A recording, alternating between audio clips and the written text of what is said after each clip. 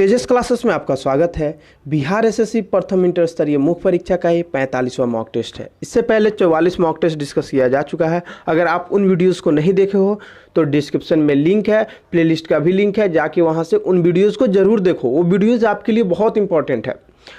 PDF के लिए आपको टेलीग्राम चैनल ज्वाइन करना पड़ेगा। आप सब जाकर टेलीग्राम चैनल ज्वाइन कर लो, डाउट डिस्कशन पे उसको ज्वाइन कर लो। आपके जो भी क्वेरी होते हैं आप अपने स्तर पे मिलकर उसको सोल्व किया करो। जब नहीं सोल्व होगा तो मैं उसको सोल्व करके भेज दूंगा। देखो, इससे पहले हम लोग 20 यूनिक पब्लिकेशन का मॉक टेस्ट डिस्कस कर चुके हैं, 17 प्लेटफॉर्म का और 14 मॉक टेस्ट स्पार्क में है, जिसका ये आज 8वां मॉक टेस्ट है। अगला किस पब्लिकेशन का मॉक टेस्ट डिस्कस करना है आप लोग जरूर बताना। आगे बढ़ने से पहले 2-3 बातें। पहला तो आप कॉपी और पेन लेके बैठ जाओ। दूसरा, आप इस 75 क्वेश्चन में कितना स्कोर कर रहे हो आपको कमेंट करके बताना है। तीसरा, प्रत्येक प्रश्न के बाद आपको 5 सेकंड का समय मिलेगा, जिसमें आपको पहले खुद से अटेम्प्ट करना है। आज का पहला प्रश्न है, कपास के उत्पादन के लिए सबसे अच्छी मिट्टी कौन सी है? इसका आंसर होगा ऑप्शन ए। देखिए, कपास उत्पादन के लिए जो सबसे अच्छी मिट्टी होती है वो होती है काली मिट्टी। अगला प्रश्न है, पूरी तरह बिना लोच की मांग किसके बराबर है? तो इस आंसर को जानने से पहले आपको कुछ चीजें जानना पड़ेगा। देखो, मांग की कीमत लोच किसी विशेष वस्तु की मांग की गई मात्रा और इसकी कीमत में परिवर्तन दोनों के संबंधों का मापक है। यह किसी विशेष वस्तु की कीमत में परिवर्तन के परिणाम स्वरूप मांग में आए परिवर्तन का प्रतिक्रियाशील मापक है। यदि मांग की कीमत लोच 0 के समान है तो मांग पूर्णतः अप्रत्याशित है, अर्थात कीमत में परिवर्तन होने पर मांग में परिवर्तन नहीं होगा। तो पूरी तरह बिना लोच की मांग किसके बराबर होगा? तो यह हो जाएगा ऑप्शन सी, 0 के बराबर हो जाएगा। अगला प्रश्न है, निम्नलिखित में से किस देश में सर्वाधिक जीवन संभावितता है?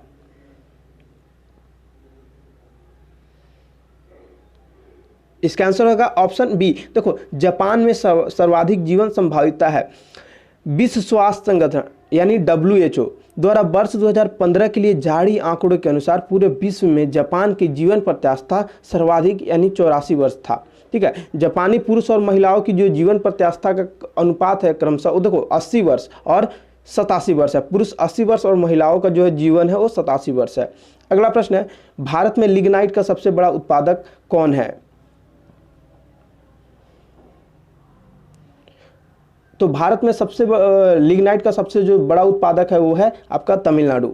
अगला प्रश्न है, संविधान के उल्लंघन के लिए राष्ट्रपति के विरुद्ध अभियोग कार्यवाही किस में शुरू की जाती है? अब देखो, यहाँ पे सिर्फ अभियोग दिया है तो क्वेश्चन में आपको महाअभियोग जरूरी नहीं कि हर जगह मिले, तो क्वेश्चन का आप लोग फॉर्मेटिंग समझा करो। ठीक है,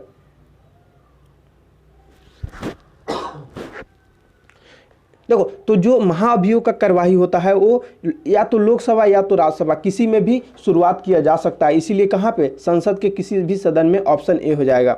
आप लोग महाअभियोग कितने आर्टिकल में है इसको कमेंट करके जरूर बताना। अगला प्रश्न है, भारत में प्रथम महिला IPS अधिकारी कौन है? इसका आंसर हो जाएगा ऑप्शन बी, किरण बेदी जी थी। ठीक है, अगला प्रश्न है, अंतिम उपाय का ऋणदाता कौन है? अंतिम उपाय का ऋणदाता कौन है? तो अंतिम उपाय का जो ऋणदाता होता है वो होता है भारतीय रिजर्व बैंक यानी RBI होता है। देखो, जब वाणिज्य बैंक वित्तीय संकट का सामना करता है और अन्य स्रोत से ऋण प्राप्त करने में असफल रहता है, तब केंद्रीय बैंक उन बैंकों को ऋण के रूप में वित्तीय सहायता प्रदान करता है। यानी केंद्रीय बैंक की यह भूमिका वाणिज्यिक बैंकों को दिवालियापन होने से बचाती है। इस प्रकार RBI वाणिज्य बैंक के लिए गारंटर की भूमिका निभाता है और अर्थव्यवस्था में मजबूत बैंकिंग प्रणाली को प्रोत्साहन देता है। अगला प्रश्न है, किस भारतीय समाचार पत्र के पाठक सर्वाधिक है? इसका आंसर होगा ऑप्शन ए। देखो, दैनिक जागरण का जो सर्वाधिक यहाँ पे समाचार पाठक है, इसका आंसर चेंज होते रहता है। तो आप लोग इस क्वेश्चन को करंट के हिसाब से आप लोग देखना, और करंट में अभी कोई दूसरा होगा तो आप जरूर मुझे कमेंट करके बताना। अगला प्रश्न है, अंतर्राष्ट्रीय योग दिवस किस दिन मनाया जाता है?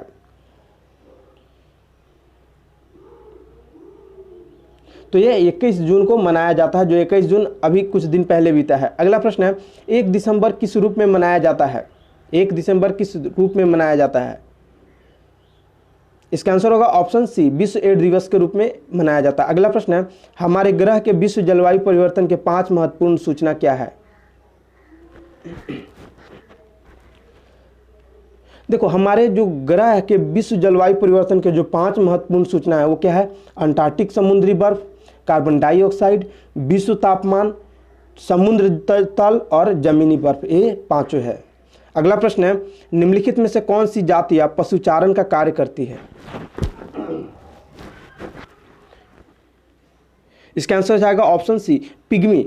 अगला प्रश्न है, 73वां संवैधानिक संशोधन का संबंध किससे है?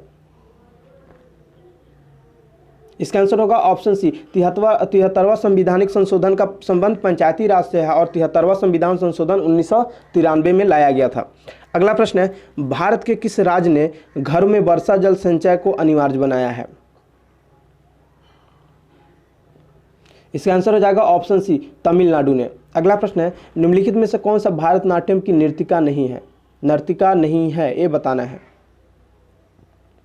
इसका आंसर हो जाएगा ऑप्शन सी, सितारा देवी भारतनाट्यम की नर्तिका नहीं है। अगला प्रश्न है, वन जीव के कल्याण हेतु आरक्षित क्षेत्र को क्या कहते हैं? वन जीव के कल्याण हेतु आरक्षित क्षेत्र को राष्ट्रीय उद्यान कहते हैं। अगला प्रश्न है, विश्व इतिहास में सबसे बड़ा तेल बिखराव कहाँ हुआ था? आपको बताना है विश्व इतिहास में सबसे बड़ा तेल जो बिखराव था वो कहाँ हुआ था। ये और बहुत इंपॉर्टेंट प्रश्न है, ठीक है, ये बहुत इंपॉर्टेंट प्रश्न है। तो देखो, 1991 ईस्वी में खाड़ी युद्ध के दौरान इराकी सैनिक को कुवैत से पीछे हटना पड़ा, अतः इराकी सैनिक ने अमेरिकी सैनिकों आक्रमण को कम करने के प्रयास में तेल के कुओं और पाइपलाइन जो था उनके वाल्व खोल दिए थे।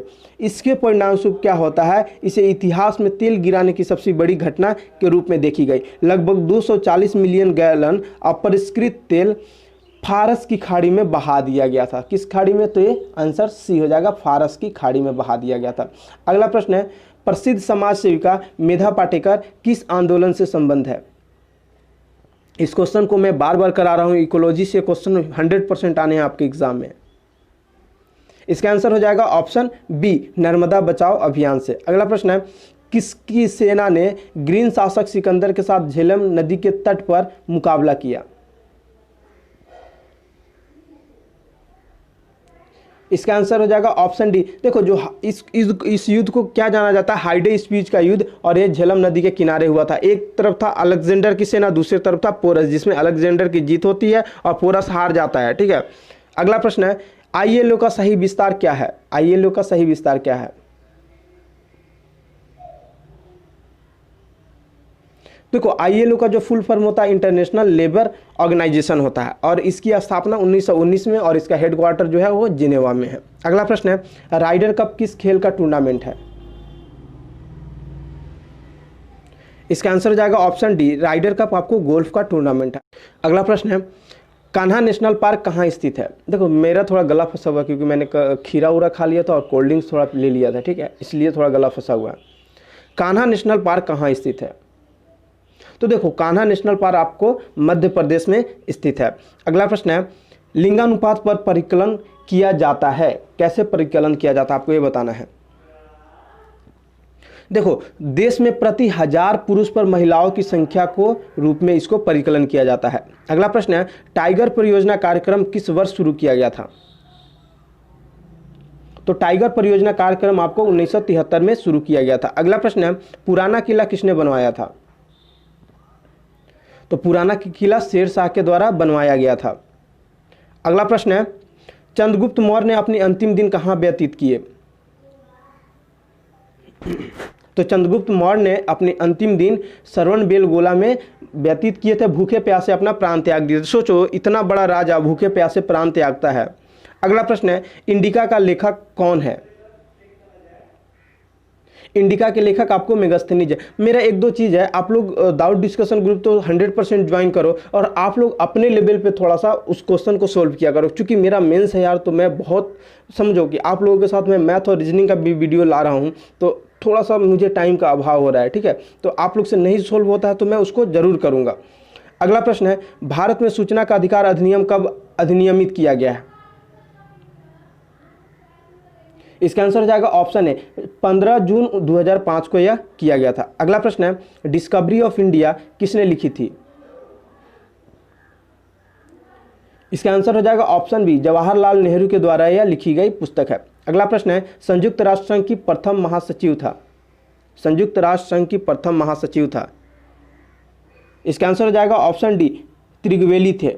अगला प्रश्न है लोकसभा के प्रथम अध्यक्ष कौन थे? तो ये जीवी मावलंकर यानी गणेश वासुदेव मावलंकर, ऑप्शन सी हो जाएगा। अगला प्रश्न है पीला रंग, मझोला कद, एपिकिथिक फोल्ड वाली तिरछी आंख किसका अभिलक्षण है? तो यह मंगोलॉयड का ये अभिलक्षण है। अगला प्रश्न है चुनाव याचिका का निर्णय लेने का अधिकार किसमें निहित है? ये अधिकार होगा किसमें निहित है? चुनाव याचिका का निर्णय लेने का अधिकार किसके पास होता है? तो यह होता है चुनाव आयोग के पास रहता है। अगला प्रश्न है 1857 के विद्रोह की विफलता का मुख्य कारण था? देखो इसका आंसर हो जाएगा ऑप्शन ए आयोजन तथा नेतृत्व का जो अभाव था वो था। अगला प्रश्न है the story of my experiment with truth एक किसकी आत्मकथा है? इसका आंसर हो जाएगा ऑप्शन बी, आप सब में से सब लोग जानते होंगे, महात्मा गांधी की आत्मकथा है। अगला प्रश्न है पूंजीवादी अर्थव्यवस्था की मूल विशेषता है? पूंजीवादी अर्थव्यवस्था की मूल विशेषता है क्या है?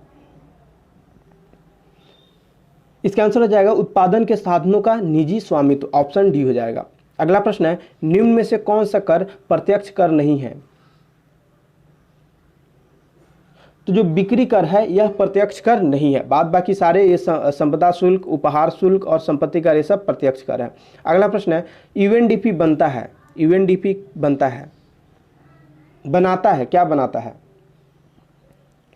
तो यूएनडीपी मानव जो विकास सूचकांक होता है इसको बनाता है। अगला प्रश्न है चलो आप इस साल का जो 19-20 का मानव विश्व सूचकांक जो है विकास सूचकांक, इसका आपको कितना रैंकिंग पे है इंडिया उसको कमेंट करना है। अगला प्रश्न है राजकोषीय नीति से असहाय है? राजकोषीय नीति से क्या असहाय है? तो राजकोषीय नीति से असहाय है सरकारी कर, व्यय और ऋण। अगला प्रश्न है लोकतंत्र में जनमत को आधिकारिक स्वरूप किसके माध्यम से मिलता है? तो यह जनमत का जो आधिकारिक स्वरूप है ये संसद के थ्रू हमें प्राप्त होता है। अगला प्रश्न है निम्न में कौन सा किसी देश की विदेश नीति का निर्धारक तत्व नहीं है? तो इसका आंसर हो जाएगा देखो धार्मिक जो परिस्थितियां है ये निर्धारक तत्व तो नहीं है। चलो आप लोग जो लोग हिंदी का मॉक टेस्ट नहीं लगा रहे हो हिंदी का मॉक टेस्ट जरूर लगाओ। हिंदी इतना आसान नहीं है, आप अगर इधर बहुत अच्छा स्कोर कर ले तो हिंदी नहीं करोगे ना तो भी आपका ऐसे भी आपका सिलेक्शन नहीं होने वाला है। तो एटलीस्ट हिंदी भी अगर क्वालिफाइंग है तो उस पर भी मेहनत करो, ठीक है। जो चीज़ें नहीं पता उसको जानने का कोशिश करो। एटलीस्ट कुछ नहीं कर रहे हो तो मॉक टेस्ट जरूर लगाया करो। अगला प्रश्न है निम्न में से कौन सा मिलान सही नहीं है? देखो उत्तर प्रदेश की जो राजधानी हो तो लखनऊ आप सबको पता है, अरुणाचल प्रदेश की ईटानगर। देखो हिमाचल प्रदेश का शिलोंग नहीं है, हिमाचल प्रदेश का राजधानी आपको शिमला है। आंध्र प्रदेश का हैदराबाद। तो क्या हो जाएगा स्टेटमेंट सी का गलत है, यानी मेरा ऑप्शन सी सही हो जाएगा। अगला प्रश्न है पुलित्जर पुरस्कार निम्न में से किसके साथ संबंधित है? तो पुलित्जर पुरस्कार पत्रकारिता के क्षेत्र में दिया जाता है। अगला प्रश्न है निम्न में से कौन सा एक सरित यानी लोटिक पारिस्थितिकी तंत्र का उदाहरण नहीं है? तो जो तालाब है यह पारिस्थितिकी तंत्र का उदाहरण नहीं है, सरित पारिस्थितिकी तंत्र का उदाहरण नहीं है। अगला प्रश्न है दिन के समय औद्योगिक क्षेत्र में जो अनुमानित शोर का स्तर क्या होगा? अनुमानित होगा ये, अनुमानित शोर का स्तर क्या होगा? इसका आंसर हो जाएगा ऑप्शन डी 75 डीबी से ज़्यादा नहीं हो सकता है, ठीक है। अगर 75 डीबी से ज़्यादा होगा तो उसको जाके पॉल्यूशन डिपार्टमेंट वाले उसको सील कर देते हैं। अगला प्रश्न है पाकिस्तान के पूर्व प्रधानमंत्री बेनजीर भुट्टो की हत्या हुई थी, किस जगह पे हुई थी ये आपको बताना है। इसका आंसर हो जाएगा ऑप्शन ए रावलपिंडी में हुआ था। अगला प्रश्न है निम्न में से कौन सा मिलान सही है? कौन सा मिलान सही है?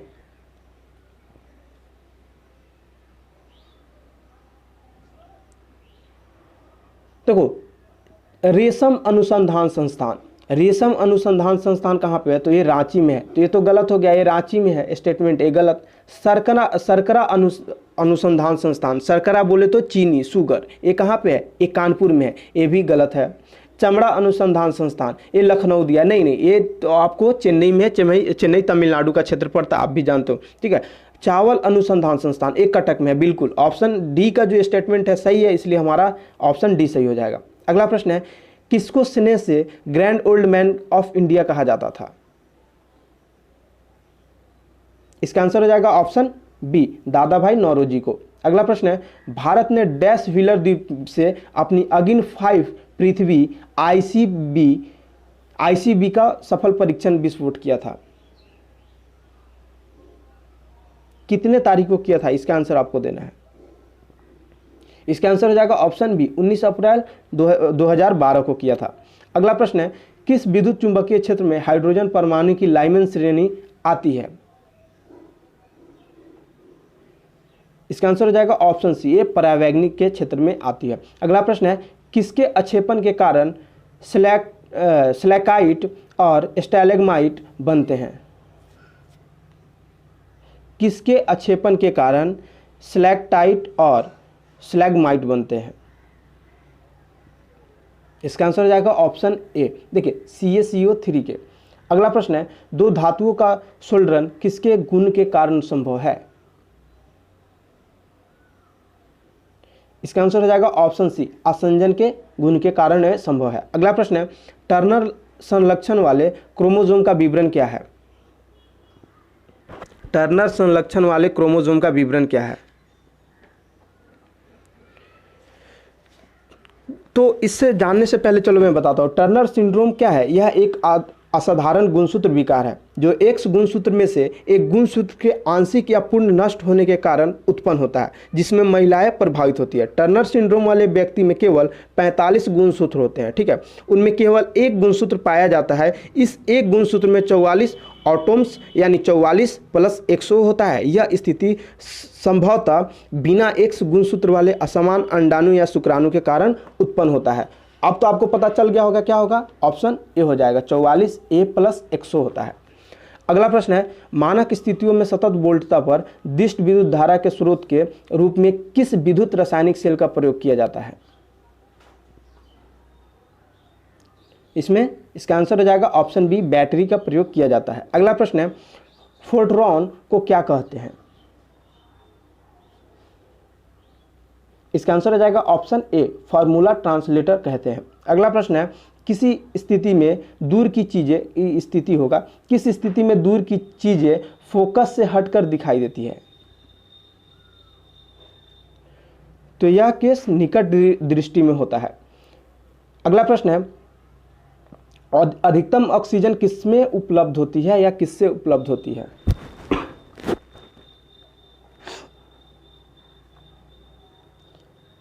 इसका आंसर हो जाएगा, देखो अधिकतम ऑक्सीजन हमें घास के मैदान से उपलब्ध होते हैं। अगला प्रश्न है, निम्न में से क्या लैंगिक जनन का रूप है? इसका आंसर हो जाएगा ऑप्शन बी, उभयलिंगता। अगला प्रश्न है, पानी में घुली हुई कौन सी गैस उसे क्षारीय बनाती है? तो अमोनिया गैस उसे क्षारीय बनाती है। अगला प्रश्न है, सूर्योदय और सूर्यास्त के समय वायुमंडल में लालिमा किस कारण छा जाती है? तो प्रकाश के प्रकीर्णन के कारण लालिमा छा जाती है। अगला प्रश्न है, स्पर्श रोम किसके शरीर में पाया जाता है?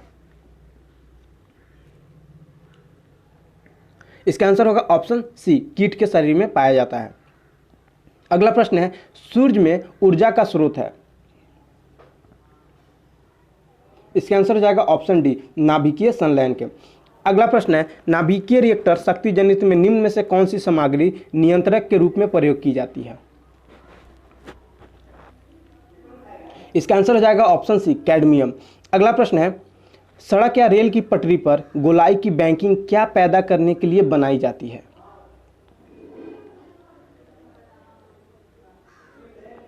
तो इसका आंसर हो जाएगा ऑप्शन सी, अभिकेंद्रीय बल। जो लोग वन लाइनर सीरीज नहीं देख रहे हो आप लोग उसको जाके जरूर देखो, ठीक है। वही आपको सिलेक्शन दिलाएगा, उसमें से लगभग सारे प्रश्न ही आएंगे आपके एग्जाम में। चूंकि यह एग्जाम इंटर लेवल का है तो बहुत हार्ड प्रश्न होंगे नहीं, हार्ड प्रश्न जो होंगे वो 5% से अधिक नहीं होंगे। अगला प्रश्न है, संचार के लिए प्रयुक्त एक प्रकार का एप्लीकेशन सॉफ्टवेयर है। इसका आंसर हो जाएगा ऑप्शन सी, FTP। अगला प्रश्न है, फ्लॉपी डिस्क होती है। तो फ्लॉपी डिस्क क्या होती है? ये चुंबकीय द्रव से निर्मित होती है, ऑप्शन बी हो जाएगा। अगला प्रश्न है, समुद्र की लहरों से भंडारित होती है। इसका आंसर हो जाएगा ऑप्शन बी, तीनों प्रकार की ऊर्जाओं का संयोजन। अगला प्रश्न है, विकास भ्रूण के प्रसव को वैज्ञानिक रूप से कहा जाता है। विकसित भ्रूण के प्रसव को, विकसित भ्रूण क्या हो गया? यानी प्रेगनेंसी जो टर्म है वो खत्म हो गया, यानी 9 मंथ्स कंप्लीट कर चुका, तो उसे क्या बोलते हैं? उसे प्रसव बोलते हैं। अगला प्रश्न है, थायरॉक्सिन हार्मोन स्रावित किया जाता है। स्रावित कहाँ से स्राव होता है? इसका आंसर हो जाएगा ऑप्शन डी, ऑटू ग्रंथि से स्रावित होता है। अगला प्रश्न है, बिना एंजाइम वाला पाचक रस है। इसका आंसर हो जाएगा ऑप्शन सी, जो पित्त रस है ये बिना एंजाइम वाला पाचन रस है। अगला प्रश्न है, बीज के अंकुरण की एक अनिवार्य विशेषता किसकी मौजूदगी है? इसका आंसर हो जाएगा ऑप्शन डी, जल की मौजूदगी के कारण ऐसा होता है। अगला प्रश्न है, पत्थरों और चट्टानों से लगे पौधे होते हैं। तो पत्थरों और चट्टानों से लगे पौधे स्लोदविद्दी होते हैं, ऑप्शन बी हो जाएगा। अगला प्रश्न है, प्रकाश संश्लेषण के दौरान प्रकाश सुग्राही कारक के रूप में निम्न में से कौन सा काम करता है? तो यह पर्ण हरित यानी क्लोरोफिल का काम करता है। अगला प्रश्न है, देखो जो मॉक टेस्ट 44 था उसका आंसर होगा सबसे बड़ा श्वेत रुधिराणु है कौन सा था? तो आप लोग में से बहुत सारे लोग इसका आंसर सही किए थे, तो क्या हो जाएगा? यह हो जाएगा एक मोनोसाइट जो है यह सबसे बड़ा रुधिराणु होता है, यानी ऑप्शन बी हो जाएगा। जो आज का क्वेश्चन ऑफ द डे है, यदि विरंजक चूर्ण ब्लीचिंग पाउडर को हवा में खुला छोड़ दिया जाए तो क्या होता है? इसका आंसर आप लोगों को कमेंट करके देना है, ठीक है। आपने कितना स्कोर किया इसको भी कमेंट करना है। साथ में आप ये मत डरो कि यार आपके स्कोर कम आ रहे हैं, आपके स्कोर कम आ रहे हैं, आज आपने एनालिसिस किया, अगर आप एनालिसिस ही करना छोड़ दोगे तो क्या होगा? स्कोर तो और कम आएंगे। इसलिए आप लोग कमेंट करो, ठीक है, और इस वीडियो को अपने दोस्तों तक जरूर पहुंचाओ जिससे उनको भी बेनिफिट मिले, ठीक है। आज के लिए इतना ही, मिलते हैं अगले वीडियो में।